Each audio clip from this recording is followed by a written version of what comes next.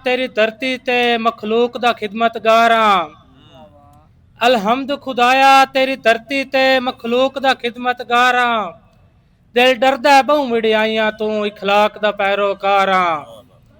बंदा आजिज़ हां पर संगतां दा मैं रखदा कायम म्यार हां। 100% अदबी लोकां दा मैं ताबेदार वकार हां।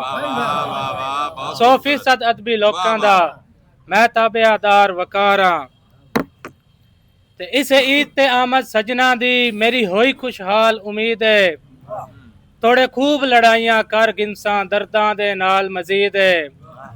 ते मेरे वेड़े च दिल भर कदम रखे सी हुंदी रासी दीद सईद है।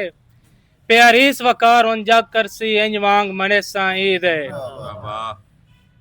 ते हिक भी खाली पै गई पाले खुशियां लुट के लै गई नाले। हिक भी खाली पै गई पाले खुशियां लुट के लै गई नाले। यार तबीब नू कोई तां आखे सातू हिजर बीमारी टाले। यार तबीब नू कोई तां आखे सातू हिजर बीमारी टाले। ते गलियों लंघ के जट ना बैठे गलियों लंघ के जट ना बैठे मर्जी कर गए मर्जियां वाले।